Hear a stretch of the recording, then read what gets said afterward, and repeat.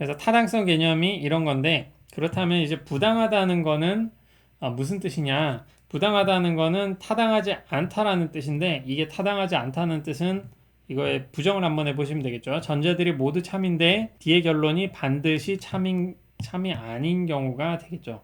이해가 되셨으면 좋겠어요. 전제들이 모두 참인데 뒤의 결론이 반드시 참이 아닌 경우, 그러니까 어떤 경우에는 거짓도 되는 그런 케이스. 그래서 전제들이 참인데 결론이 거짓인 경우가 하나라도 있다면 반드시고 모든 경우에 참이 돼야 된다고 했잖아요. 그러니까 어떤 경우에는 전제가 참이면서 결론이 거짓인 경우를 찾을 수가 있다라고 하면은 타당하지 않는 겁니다. 타당하지 않는 거. 그래서 나중에 여러분들이 논리 규칙을 좀 몇 가지씩 배우게 될 텐데, A라는 문장과 B라는 문장이 있어가지고 AND라는 규칙을 통해 가지고 A, AND, B라는 결론을 이끌어내는 규칙을 얻을 수도 있어요. A가 참이고 B가 참일 때 A, AND, B가 참이다, 뭐 이런 규칙인데, 만약에 이런 논리 규칙이 타당한지 타당하지 않은지를 평가하는 그 방식도 마찬가지로 제시가 될 수 있습니다. 이 전제가 둘 다 참일 때 A가 참이고 B가 참인데, 이게 어떤 경우에는 A, AND, B가 거짓이 되는 그런 케이스를 여러분들이 찾았다라고 하면은 이 논리 규칙은 더 이상 타당하지 않은 규칙이 되는 겁니다. 무슨 뜻인지 아시겠죠? 그래서 논리 규칙도 그 논증을 형식화한 거기 때문에 전제가 참인데 결론이 거짓인 케이스를 하나라도 찾으시죠? 그러면은 그거는 이제 부당한 논증이 되는 거예요. 어떤 논증이 타당한지 타당하지 않은지를 평가하는 하나의 방식은 전제가 모두 참이라고 우선 생각을 해보시고, 그 다음에 결론이 반드시 참인지를 고려를 하시는 거예요. 반드시 참이라고 하는 거는 모든 경우에 참이라고 하는 거죠. 모든 경우가 뭔지 하나하나 이렇게 따져보기가 힘들잖아요. 그렇기 때문에 타당하지 않은 경우, 그러니까 전제들이 참인 경우를 고려를 했을 때 결론이 거짓인 경우가 있는지 없는지를 이제 따져보는 겁니다. 그래서 있으면은 부당하고 거짓인 경우가 아무리 생각해도 없다라고 하면은 이제 타당한 그런 케이스가 되겠죠.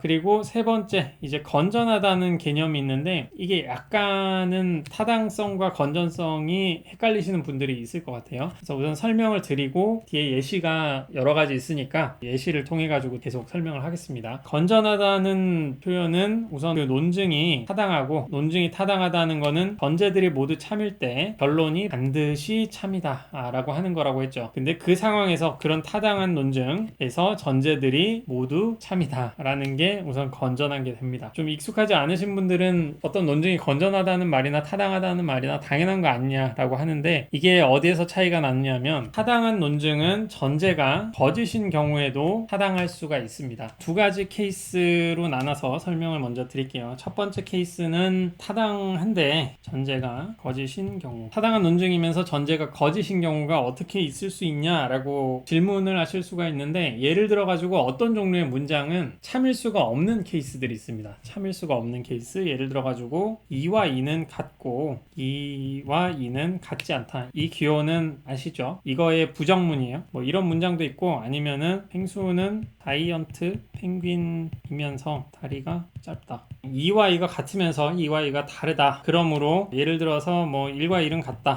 라는 거를 생각을 해보시면은, 2와 2가 같다는 거는 이제 참이죠. 이거는 참인데, 보통은 2와 2가 같다 이런 동일성 문장 같은 경우에는 모든 경우에 그냥 참이라고 얘기를 하거든요. 그렇기 때문에 2와 2가 서로 다르다, 자기 자신과 다르다는 거죠. 이거는 무조건 거짓이 되는 거죠. 이 경우에는 어떤 문장과 그 문장에 부정이 있는 거는 이제 무조건적인 거짓이 돼서 이 전체 문장은 항상 거짓이 되는데, 그냥 이것만 써도 상관없겠네요. 밑에 뭐 이런 예시도 상관없겠습니다. 2와 2가 서로 다르다로부터 2와 2는 같다. 이런 전제를 한번 보시면, 이 전제를 보시면은 이게 참이 되는 그런 케이스가 전혀 없잖아요. 누군가는 생각할 수도 있을 거긴 한데, 좀 아주 특수한 케이스가 아니라면, 우리가 사용하는 문장이 참이거나 무조건 거짓이어야 된다 이런 전제가 있다고 한다면, 2와 2가 같으면서 2와 2가 서로 다른 그런 케이스가 참이 되는 케이스는 전혀 생각을 할 수가 없겠죠. 이 전체 문장이 2와 2가 서로 다르다라는 것도 고전적인 산수를 고려를 했을 때는 이게 참이 되는 케이스는 전혀 없는 거겠죠. 항상 거짓인 이런 전제를 가지는 케이스가 되는 거죠. 그런 상황 상황에서 결론이 이제 참이 되겠죠. 이거는 항상 참인 그런 케이스가 되겠죠. 이런 종류의 논증을 한번 바라보시면은 타당하다고 하는 거는 전제가 모두 참이면 결론이 모든 경우에 참이다 라고 하는 거죠. 그게 아니라면은 전제가 참일 때 결론이 거짓인 경우가 없다 라고 하는 게 이제 타당성이라고 했잖아요. 근데 여기 보면은 전제가 참인 경우가 아예 없기 때문에 부당하다라는 게 보여지지 않기 때문에 당연히 아주 사소하게 타당해진다 라고 여기는 그런 케이스거든요. 부당하다라고 하는 게 뭐였죠? 전제가 참일 때 거짓인 경우가 있다. 근데 부당하지 않다면 타당하다라는 게 되는 건데, 지금 이 논증 같은 경우에는 보면은 전제가 지금 참인 경우가 없어요. 전제가 참인 경우가 없기 때문에 전제가 참일 때 결론이 거짓인 그런 케이스를 찾을 수가 없죠. 부당한 케이스를 찾을 수가 없기 때문에 부당하지 않은 논증이 되고, 부당하지 않다라는 거는 이제 타당한 논증이 된다, 그런 식이 되는 겁니다. 그래서 이 경우에는 전제가 참인 경우가 아예 없기 때문에 부당한 케이스가 없다, 그렇기 때문에 이거는 타당해진다 라고 하는 게 하나의 대표적인 예가 되는 거예요. 타당한 논증이면서 전제가 거짓인 그 케이스가 이런 케이스가 되는 겁니다. 그러니까 전제가 거짓인 경우에 타당한 논증이 충분히 이제 가능한 그런 케이스가 되는 거죠. 그리고 두 번째로 구별을 하셔야 될 게, 전제가 거짓이라고 해가지고 이게 그 논증이 항상 타당해지는 그런 케이스는 아니거든요. 그래서 타당한 논증이면서 전제가 거짓인 경우는 있지만, 전제가 거짓이라고 해가지고 그게 항상 타당해지는 거는 아니다, 그런 경우를 좀 생각을 할 수 있겠죠. 그래서 뭐 이런 문장을 좀 이끌어냈다고 하면은, 펭귄은 보통 다리가 짧다고 하잖아요. 뭐 이 안쪽에 어떤 다리가 이렇게 있어가지고 원래는 길다라는 그런 얘기도 하는데, 그런 거 떠나가지고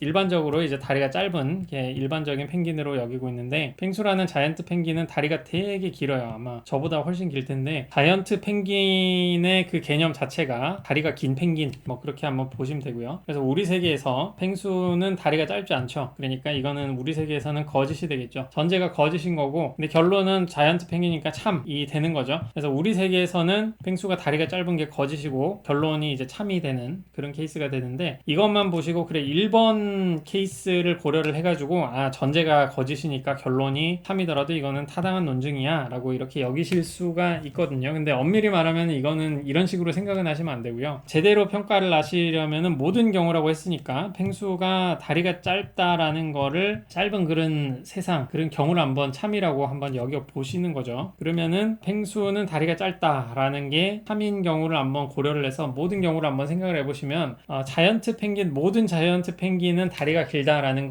게 여기선 전제가 되겠죠. 그런 하에서 펭수가 다리가 짧은 게 전제로서 이제 참이라고 하면은 펭수가 자이언트 펭귄일 수는 없겠죠. 그러니까 이거는 거짓이 되는 케이스겠죠. 그래서 전제가 참인 모든 케이스를 고려를 해봤을 때 결론이 거짓인 케이스가 있으니까 이 경우는 이제 타당하지 않다라고 하는 게 됩니다. 그래서 최소한 어떤 케이스에서 전제가 거짓이라고, 어떤 하나의 케이스에서 거짓이라고 해서 논증이 타당해지는 것은 아니다. 타당한 논증이면서 전제가 거짓인 경우가 있다고 했죠. 이런 경우가 있다고 했으니까 이 경우에는 건전한 그런 케이스는 나오지 않는다라고 보는 게 맞겠죠. 타당하면서 건전하지 않은 그런 논증이 존재한다라는 거를 아실 수가 있겠죠. 그런 구분을 하셔야 된다라는 거를 좀 알아주시고요.